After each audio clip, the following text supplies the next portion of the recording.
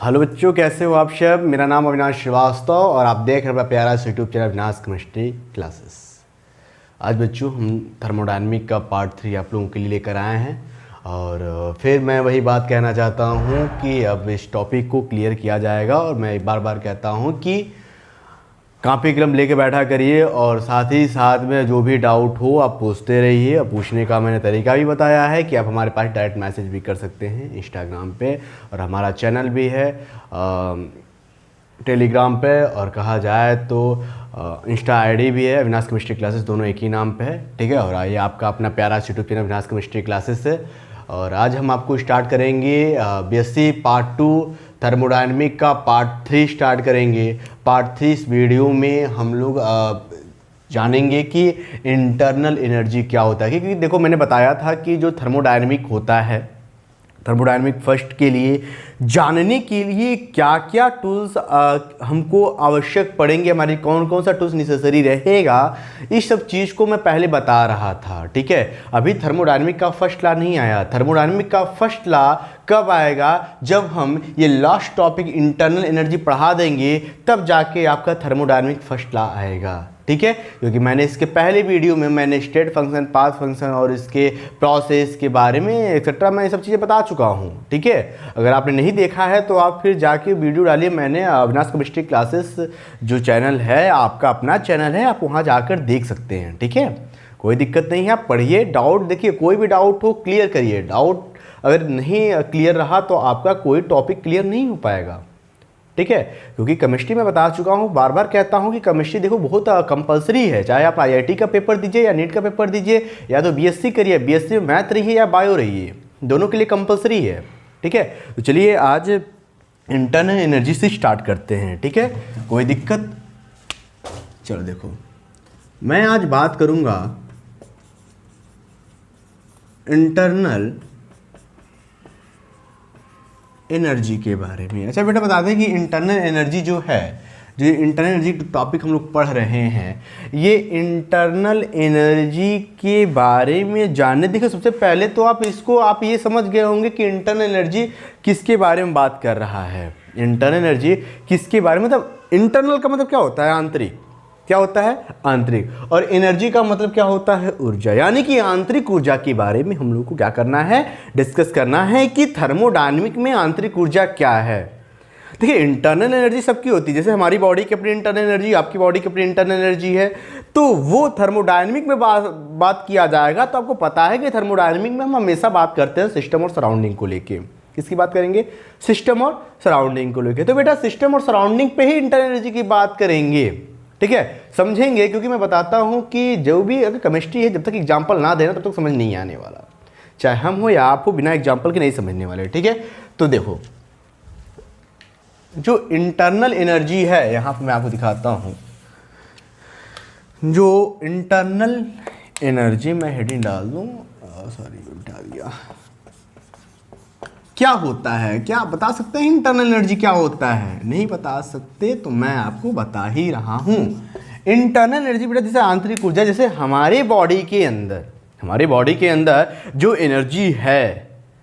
Energy है वो हमारी बॉडी की ही अपनी एनर्जी होगी, यानी कि वो अंदर की पार्ट है, वो आंतरिक ऊर्जा होगी। ठीक है।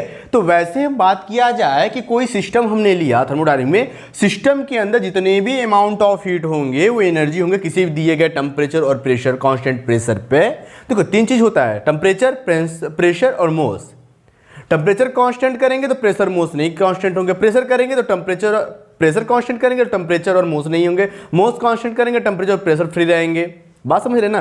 तो मैंने कहा कि जब कोई सिस्टम है, जब किसी सिस्टम में एनर्जी, जो रिक्वायर्ड एनर्जी है, जो स्टोर एनर्जी है किसी दिए गए टेम्परेचर और प्रेशर पे, वो उस सिस्टम का क्या होगा? इंटरनल एनर्जी होगा। वो इस सिस्टम का क्या होगा बेटा?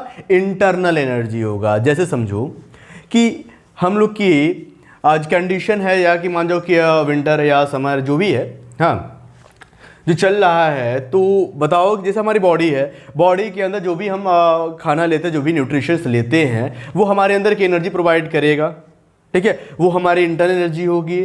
तो इसमें जाएंगे तो मान जाओ मैंने कहा ये कोई सिस्टम है, ये कोई सिस्टम है, इस सिस्टम में जितने भी टोटल अमाउंट ऑफ हीट जो स्टोर हैं, इस सिस्टम के अंदर जितने भी, कोई ना कोई हीट तो होगा ना, होगा कि नहीं होगा, इसके अंदर कोई ना कोई एनर्जी होगी ना।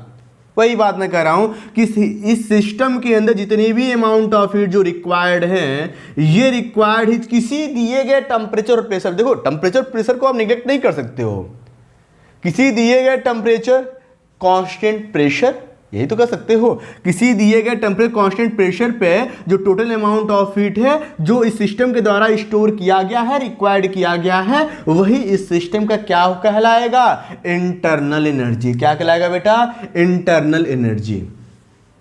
ठीक है, फिर मैंने कहा क्या कि जो इंटरनल एनर्जी होता है इसकी जो वैल्यू होती है बेटा वो हमेशा डिपेंड करती है फिजिकल एंड केमिकल प्रोसेस पर। बात नहीं समझ में आया? मैंने कहा कि जो इंटरनल एनर्जी होता है वो इंटरनल एनर्जी डिपेंड्स करता है फिजिकल एंड केमिकल प्रोसेस पर। अब कहोगे कि सर कैसे एक फिजिकल और केमिकल प्रोसेस पे डिपेंड करेगा, तो आपको बता दें कि जैसे समझो कि हम अगर फिजिकल प्रोसेस की बात करते हैं, हमारी बॉडी के अंदर जो इंटरनल एनर्जी है जो वर्तमान समय में विद्यमान है हमारे बॉडी के अंदर, हमारे शरीर के अंदर, ठीक है, तो आपको बता दें कि हमारी इंटरनल एनर्जी है, तो क्या मैं यहाँ पे हाथ करूँ, तुरंत हाथ ऐसे घुमा दूँ, तो क्या आप मेरी वैल्यू को कैलकुलेट कर पाओगे? नहीं कर पाओगे। तो अगला टर्म क्या आता है कि the exact value of internal energy can not calculated because its value depends on physical and chemical process. Physical and chemical process, मैंने क्या कहा कि आप इंटरनल एनर्जी के एग्जैक्ट वैल्यू को कैलकुलेट कभी नहीं कर पाओगे, एग्जैक्ट वैल्यू को कभी कैलकुलेट नहीं कर पाओगे। ये क्यों नहीं कर पाओगे? क्योंकि इसकी वैल्यू हमेशा डिपेंड कर रहा है फिजिकल एंड केमिकल नेचर पे। मैंने कहा exact value of internal energy can not calculated. मैंने माना कि ये मेरी बॉडी है, बॉडी के अंदर जो हमारी इंटरनल एनर्जी, क्या आप इसकी वैल्यू कैलकुलेट कर पाओगे? मैं तनिक देर में हाथ ऐसे करूं फिर ऐसे घुमा दूं, ऐसे घुमाते रहूं, तो क्या आप इसकी वैल्यू कैलकुलेट कर पाओगे? नहीं, क्योंकि ये फिजिकल प्रोसेस पे डिपेंड कर रहा है ना। तो थर्मोडायनेमिक जो होगा वो केमिकल और फिजिकल दोनों प्रोसेस पे डिपेंड करेगा। इंटरनल एनर्जी समझ में? इंटरनल एनर्जी मैंने क्या कहा कि the total amount of heat required are stored in any system at the given temperature and constant pressure and its value depends on physical and chemical process. Physical and chemical process and मैंने बाद में क्या कहा, and the exact value of internal energy can not calculated because its value depends on physical and chemical process. इतनी बात clear है? इतनी बात क्लियर है? यही मैं लिखता, ठीक है, इसलिए मैं समझा दे रहा हूं, फिजिकल एंड केमिकल प्रोसेस। और देखो अब बात कहेंगे कि आखिर में इंटरनल एनर्जी की बात कर रहे हैं तो क्या हर जगह हम इंटरनल एनर्जी ही लिखेंगे? नहीं बेटा, कभी नहीं। इतना बड़ा काम करने को मैं आपको नहीं कह रहा हूं। आपको करना क्या है कि जो इंटरनल एनर्जी है, इस इंटरनल एनर्जी का एक सिंबल होता है, एक पहचानने का तरीका होता है, एक इसका एक पर्टिकुलर सिंबल होता है कि वो सिंबल कहीं भी दिखे तो आपको इससे सीधे आपको इफेक्ट पड़ेगा कि हाँ भैया ये जो इंटरनल एनर्जी है उसको इस सिंबल से, अगर वो मान जाओ कि अगर इसका सिंबल ई दिया है, ई होता है, दरअसल ई होता है, अगर ई लिखा है तो समझ जाना कि वो इंटरनल एनर्जी है। यानी किसी चीज को पहचानने के लिए, जैसे हम हैं और आप हैं, मेरा नाम अविनाश श्रीवास्तव है, जैसे मुझे जो लोग पहचानेंगे तो मेरे नाम से पहचानेंगे मेरा नाम अविनाश है, तो वैसे अगर इंटरनल एनर्जी है तो इसका कोई सिंबल होगा कि भैया इसको किस सिंबल से रिप्रेजेंट करेंगे। तो आइए जानते हैं कि इसको किस सिंबल से रिप्रेजेंट करते हैं। तो बेटा इंटरनल एनर्जी को कई किताबों में देखोगे, इंटरनल एनर्जी को यू से रिप्रेजेंट करते हैं। किससे करेंगे? कैपिटल यू से रिप्रेजेंट करेंगे। और कई बुक में देखोगे इसे कैपिटल ई से रिप्रेजेंट करेंगे। किससे करेंगे? कैपिटल ई से रिप्रेजेंट करेंगे, ठीक है। तो लेकिन मैं यहां पे कैपिटल ई से रिप्रेजेंट करूंगा। और दूसरी बात कि यहां पे जो हम लोग थर्मोडायनामिक में पढ़ रहे हैं बेटा, वो थर्मोडायनामिक में चेंजिंग के बारे में पढ़ रहे हैं। किसमें? चेंज के बारे में पढ़ रहे हैं। तो मैंने इसे ई लिया, तो चेंज 3 फॉर्म में होते हैं। मैंने बताया था स्टेट पाथ फंक्शन में चेंजिंग 3 फॉर्म में होते हैं। कौन कौन से होते हैं? पहला होता है डेल्टा, दूसरा होता है टी और तीसरा होता है डेल। Delta D del. तो मैंने बताया था आपसे, पहले भी कह चुका हूं कि स्टेट फंक्शन के साथ ये तीनों सिंबल का यूज होता है चेंजिंग के फॉर्म में, और पाथ फंक्शन के साथ केवल ये दो, डी और डेल, यही चेंज होता है, ठीक है, सॉरी यही इससे रिप्रेजेंट किया जाता है, डेल्टा का यूज नहीं किया जाता है। तो बेटा मैं यहां पे इसको डेल्टा ई से रिप्रेजेंट करूंगा, कोई दिक्कत? कोई दिक्कत? अगर आपका मन है तो आप यू से भी रिप्रेजेंट कर सकते हो, दो कई किताबों में दिया हुआ है, ठीक है। चलो तो बेटा देखो यहाँ पे जो डेल्टा ई है, ठीक है, डेल्टा ई और यू, तो मैं ई से रिप्रेजेंट करता हूँ, क्या लिख सकते हो कि internal energy also represented as delta E. अब चेंजिंग के बारे में पढ़ रहे हो तो कहोगे सर आखिर डेल्टा ई आया कहाँ से? तो बेटा मैंने बताया कि इसको चेंजिंग फॉर्म में पढ़ रहे हो, तो चेंजिंग फॉर्म में E2 minus E1, E2 minus E1, तभी तो डेल्टा की वैल्यू आएगी। यानी कि यदि कोई फंक्शन काम किया होगा E2 से E1 तक किया होगा, यही तो किया होगा, यही इंटरनल एनर्जी है, कुछ नहीं है। बस कॉपी कलम लेके बैठो और समझो कि मैं क्या कह रहा हूँ। मैं बोलता हूँ, मैं समझाता हूँ, मैं उसको ज़्यादा बोर्ड पे लिखूंगा नहीं, इसलिए क्योंकि मैं आपको एक एक वर्ड क्लियर कर रहा हूँ, ठीक है। अब मैं जो बोल रहा हूँ आप नोट करते जाओ, ठीक है, तो कोई दिक्कत नहीं है। अब हम लोग इतने जानने के बाद बेटा, अब हम लोग कहीं जाके पहुंचे, 2 लेक्चर देने के बाद हम पहुंचे जाके कहां पे? थर्मोडायनेमिक के फर्स्ट लॉ पे। कहां पहुंचे? थर्मोडायनेमिक के फर्स्ट लॉ पे, ठीक है। तो अगर इसको नोट करना चाहते हो सिंबल, तो डेल्टा ई बराबर E2 minus E1, delta E से रिप्रेजेंट किया जाता है, कर लो, फिर मैं आगे थर्मोडायनेमिक का फर्स्ट लॉ पढ़ाता हूं। चलिए बेटा अब बात करते हैं कि थर्मोडायनेमिक का फर्स्ट लॉ होता क्या है। थर्मोडायनेमिक का फर्स्ट लॉ क्या होता है, तो नोट करो, और बहुत इंटरेस्टिंग टॉपिक है थर्मोडायनेमिक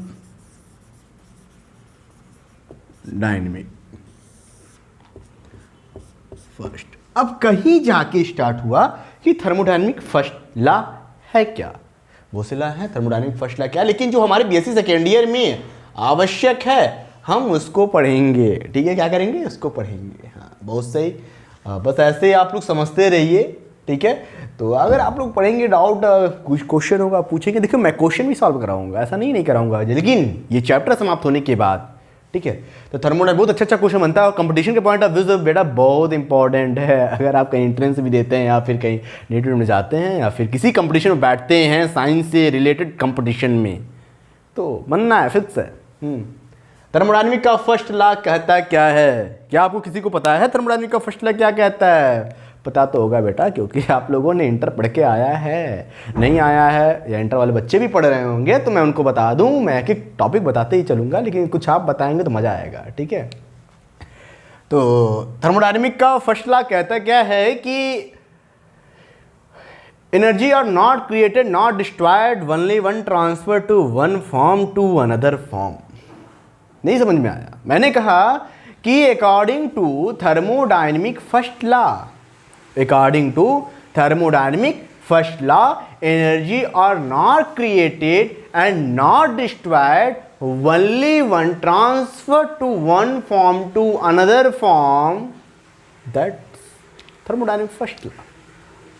हिंदी में कहा जाए कि ऊष्मागतिकी का प्रथम नियम होता क्या है कि इसके अनुसार, किसके अनुसार? ऊष्मागतिकी के प्रथम नियम के अनुसार ऊर्जा को ना तो आप उत्पन्न कर सकते हो और ना ही उसे नष्ट कर सकते हो, केवल उसको एक रूप से दूसरे रूप में परिवर्तित कर सकते हो। यही ऊष्मागतिकी मीन्स थर्मोडायनेमिक का फर्स्ट लॉ है।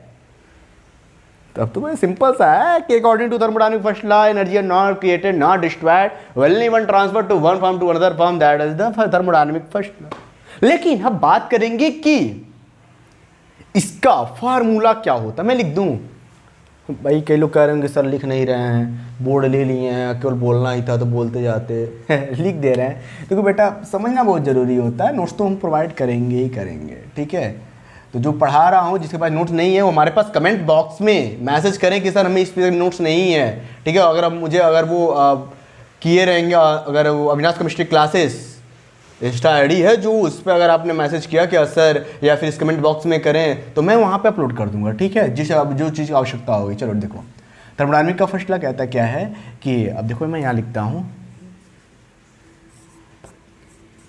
नोट करते जाओ। अकॉर्डिंग टू थर्मोडायनेमिक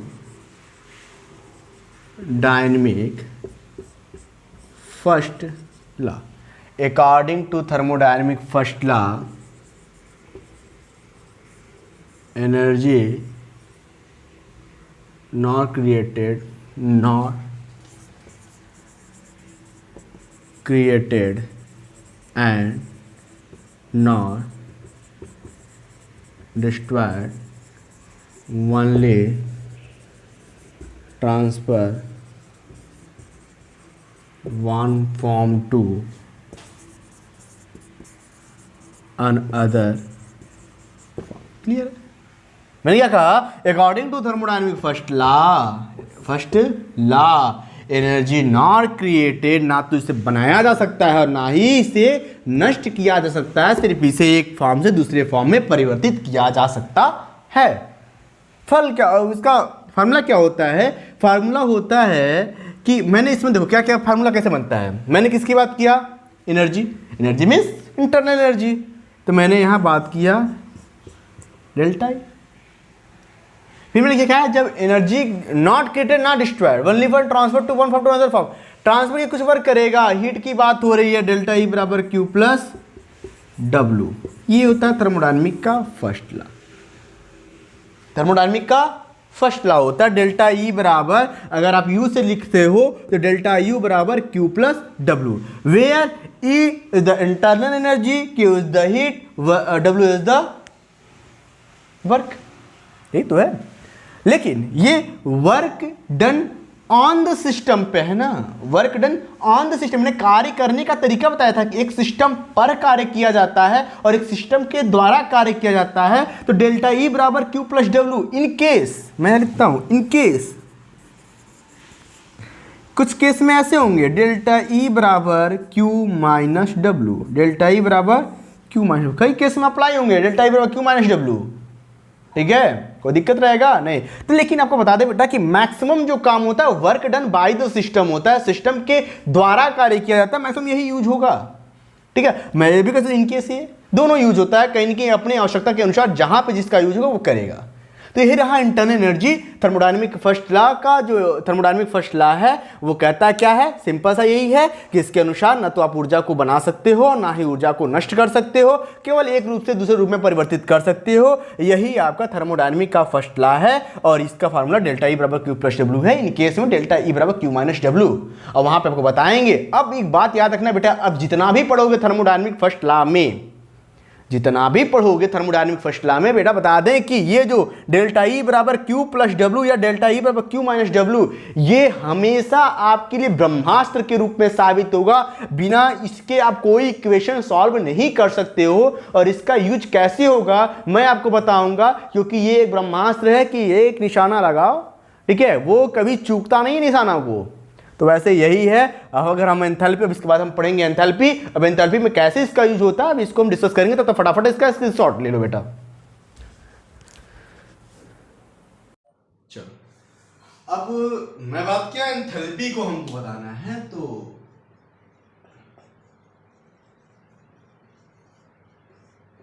समझ लेते हैं कि एंथैल्पी क्या होता है। देखो मैंने बताया कि जो देखो इंटरनल एनर्जी और एंथैल्पी में, इस डेफिनेशन में सिर्फ बेटा एक ही वर्ड का डिफरेंस है। देखा जाए तो बहुत है, लेकिन अगर देखा जाए डेफिनेशन की बात किया जाए तो सिर्फ उसमें एक ही डिफरेंस है। वो डिफरेंस क्या है? वो कहा था कि किसी सिस्टम में जितने स्टोर और रिक्वायर्ड एनर्जी हैं वो उसका इंटरनल एनर्जी, और यहां पे ये कहेगा कि उस सिस्टम को हीट दिया जाएगा, सिस्टम को हीट दिया जाएगा। देखो क्या कहता है एंथैल्पी। एंथैल्पी सबसे पहले एंथैल्पी को रिप्रेजेंट किससे करते हैं बेटा, आपको पहले ये जानना है। पहले हम लिख दे रहे हैं, लिख लो आप भी, enthalpy is also represented as, किससे करेंगे? Delta H. एच डेल्टा का मतलब चेंजिंग, डेल्टा एच। ठीक है, enthalpy also represented delta H. ये इसको इससे रिप्रेजेंट करते हैं। आपको बता दें कि एंथैल्पी जो होता है वो फॉर्म ऑफ हीट, हीट का एक फॉर्म होता है। एंथैल्पी क्या होता है? एक हीट का फॉर्म होता है। तो आप पहला वर्ड लिखोगे कि एंथैल्पी से लिखो, enthalpy is also represented delta H and enthalpy is a form of heat. Second line, enthalpy is form of heat. इसमें क्या है कि जब सिस्टम को हीट दिया जा रहा है किसी टेम्परेचर कांस्टेंट प्रेशर पे, जब किसी सिस्टम को हीट दिया जा रहा है, मान लो ये सिस्टम है, ये कोई सिस्टम है, इस सिस्टम को जो हीट दिया जा रहा है, जो हीट दिया जा रहा है किसी टेम्परेचर पे और कांस्टेंट प्रेशर पे, जो हीट दिया जा रहा है वही इस सिस्टम का एंथैल्पी कहलाएगा। मैंने क्या कहा कि enthalpy is a form of heat when heat given to the system at a temperature and constant pressure that are known as enthalpy. और आपको बता दें कि enthalpy is also form of heat. पता है फॉर्म ऑफ हीट होता है। और एंथैल्पी जो होता है वो कैसा फंक्शन होता है, कमेंट बॉक्स में बताओ कैसा फंक्शन होता है। स्टेट होता है, पाथ फंक्शन होता है भैया, स्टेट फंक्शन होता है। सिंपल सा मैंने बताया था कि वो डब्ल्यू को छोड़ के जितने भी आएंगे वो सब स्टेट फंक्शन होंगे। ये enthalpy is state function because its value depends on the initial to final state. वो हमेशा प्रारंभिक से अंतिम अवस्था पे आधारित रहता है, निर्भर रहता है, डिपेंड करता है।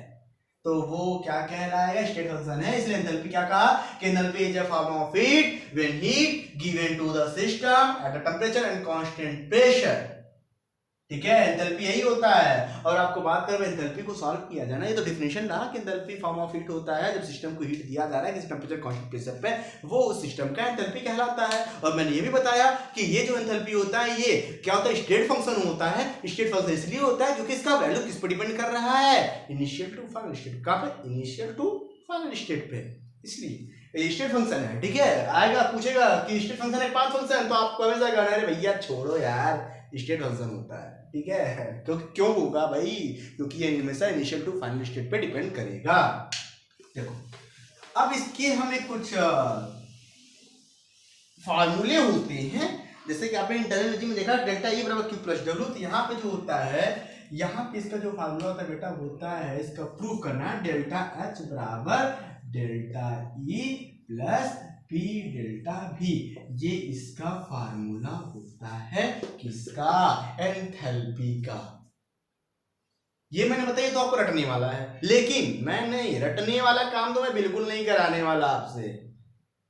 मैं रटने को बिल्कुल नहीं कभी एडवाइस दूंगा कि बेटा रटो। केमिस्ट्री है, टर्म आया है तो कहीं ना कहीं से आया है, वो मेरा काम है उस टर्म को बताना। ठीक है, लेकिन वो चीज समझ नहीं आता है तो आपका काम है, हो सकता है मैं ना बता पाऊं, हो सकता है कि मैं ना बता पाऊं, भूल जाऊं, तो आप मुझे कमेंट बॉक्स में बता सकते हो कि सर इसका ये कैसे हुआ है। ठीक है, तो मैं उसका रिप्लाई जरूर दूंगा, उसका एक अलग वीडियो बना दूंगा। Delta E plus P delta V कैसे हुआ है, इसको हमको करना है प्रूफ। क्या करना है? प्रूफ करना है। कैसे करना है? देखो हमने कहा क्या था कि ब्रह्मास्त्र के रूप में क्या आएगा? थर्मोडायनेमिक का फर्स्ट लॉ। तो बेटा देखो यहां हम लिखते हैं अकॉर्डिंग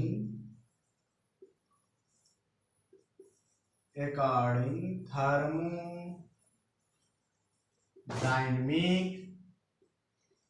फर्स्ट लॉ। क्या फार्मूला था बेटा? डेल्टा ई बराबर Q plus W. Q minus W कर देना, कोई दिक्कत है? चलो क्यू माइनस प्लस डब्ल्यू कर दे रहे हैं। ठीक है, डेल्टा ई बराबर क्यू प्लस डब्ल्यू। अब देखो वीडियो बनना नहीं बन रहा है, दिखाई दे रहा है ना?